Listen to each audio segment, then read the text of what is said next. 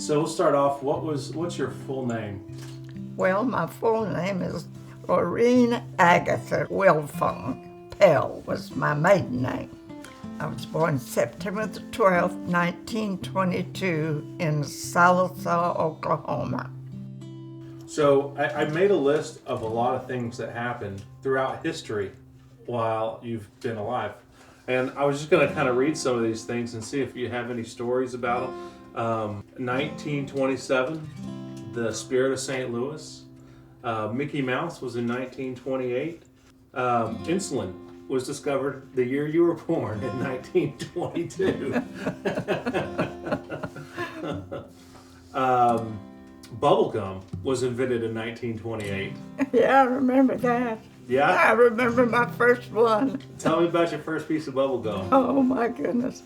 I had seen somebody chewing it one day and I thought, what in the world's he got in his mouth? I thought it was tobacco and he's getting ready to spit.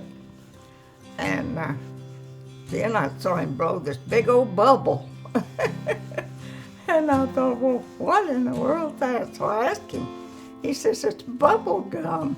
He said, you chew it and chew it and chew it, and then you can get it just right in your mouth, and then you can blow a big old bubble.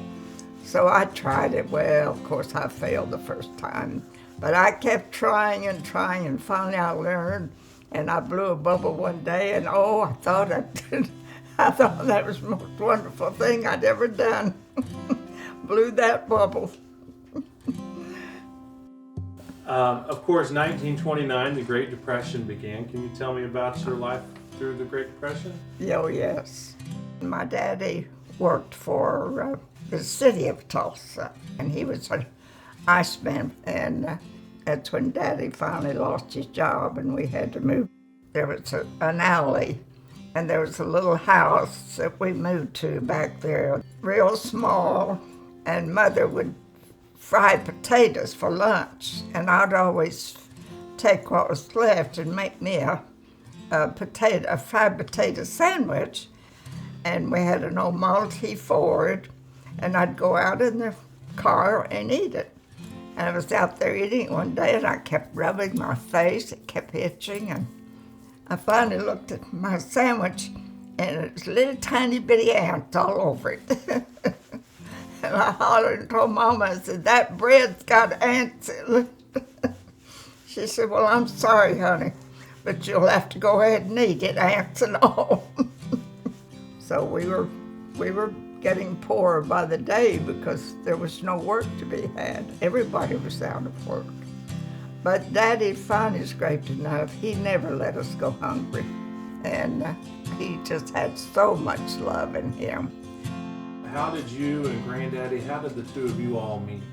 Oh, we were neighbors from the time I was 7 or 8, I guess until we were married.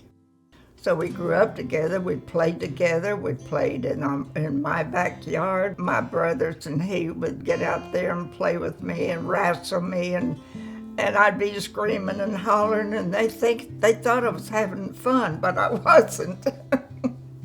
And finally, Mother'd say, Lorene, quit that bawling and squalling. If you can't play, then come on in. Blaming me for it. But I finally grew up to where they began to notice me a little bit, or at least Bill did. And one day, this brother of his, Bob, told him, says, brother, if you don't marry that woman, I'm going to marry myself. So that kind of caught Bill's eye, and he began to notice me a little more, and started dating when I was 18, I guess. He worked in a drugstore, and every time I'd go in, I thought, I just fell in love with him more and more, and he just ignored me. But I think he finally began to notice that maybe I might be a little bit kind of pretty, he'd say. He says, you know, you get prettier every day. And that would just thrill me to death. And finally, one night we were sitting on the porch, and he said, you know, you just get prettier all the time. He said, you know, I really think I'm falling in love with you. I said, oh, really? I said, well, I sure do love you. And he said, well, will you marry me? I said, well, I sure will. And it happened just like that. It was so romantic. The wedding took place in his home, in their front parlor, and we were married there. And after the wedding ceremony, we had bologna sandwiches for our supper reception. We were so happy to be able to be married, and we spent the first night with my uncle and aunt.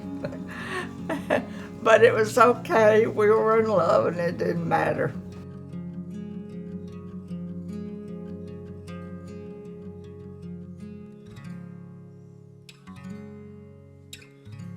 So tell me about Billy being born in 1941. What was that like, having your first child?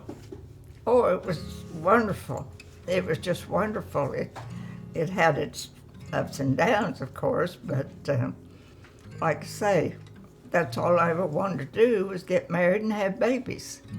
So I had my first one, and I was thrilled to death over him.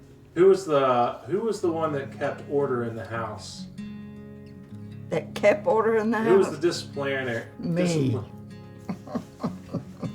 Granddad was the one that never wanted to discipline. He said, I don't want to hurt their feelings. I said, feelings, heck. Did they pretty much know whenever they were going to get in trouble? Yes, they did. And they probably already knew what they did too, didn't Yeah, they? especially Billy.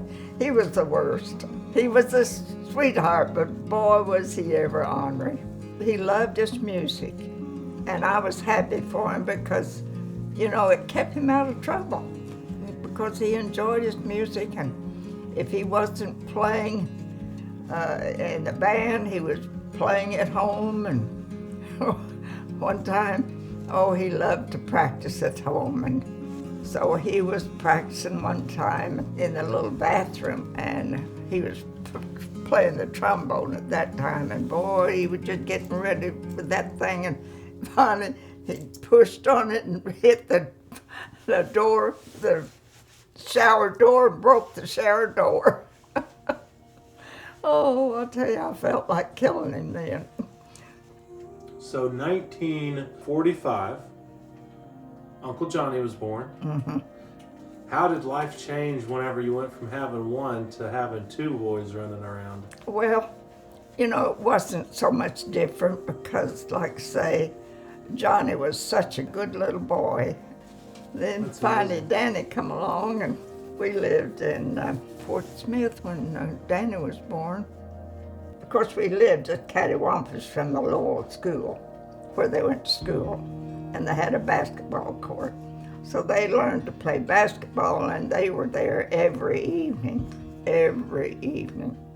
And on Saturdays, that's all they did was play basketball. And then as we moved and they got older, I went hunting a lot with Granddaddy. We went to Lee Creek and another place that was called Cove Lake, and that was my favorite. Of course, they took me along to do the most of the cooking, and I'd clean up, and he'd clean the fish. I would never clean any fish. He always did that. He caught them and cleaned them, and I fried them. And then in 1952, who came along in 1952? Our precious little girl. So 3 boys, and now you've got a baby girl. How did that change things? Oh my, everybody changed when she came along. They adored her, every one of them. They all just loved their sister. Being a grandmother. Now for me, I've got a ton of memories. Growing up as a kid, coming to the house, writing our names on the wall, doing this little piggy, Yeah. bushel and a peck and a hug around the neck, playing with the Tinker toys in the closet, Yeah. spending the night with Granddaddy and running around there in that big old house, going down in the basement and playing Nintendo down there and all that. I mean, Oh, I enjoyed you all. I enjoyed playing with you all. We played games together. We played pig and we played all those games together. And I loved every minute of it. growing up, we always gave you such a hard time because you always had a camera in your hand, and everywhere you went, you were taking pictures. There was a flash going off somewhere. Here comes Anna with her camera. Tell me why pictures were so important to you. Well, I really don't know exactly how to explain it, except that I wanted those memories to last forever. And that was one way of getting them to last, was in pictures, snapshots. And I had so many already. And I just thought, I just got to get more and more and more of these babies, these grandbabies, these great-grandbabies, all of my family. Oh, what a wonderful family I did have. And I wanted pictures of them. So I did. I got lots of them. What is one of the most important things that you feel like you've learned in your life? Well, the main thing, like I said before, is my love and my Lord. My Lord loves me and I love my Lord. That's the main thing in my life. My family is the next thing. I know that I have so much love for my family. My family loves me. So what else is there besides love? You know, love is the most wonderful thing in the world. It is, and it always will be, because God brought it to us to begin with. Yes, He did. What do you think the most trying time is that you've had to walk through in your 94 years? Being without my husband, being without the love of my life. He was my sweetheart, my lover, my friend, and losing him was the hardest thing I've had to endure. But life goes on. I'll see him in heaven, and we'll be together again.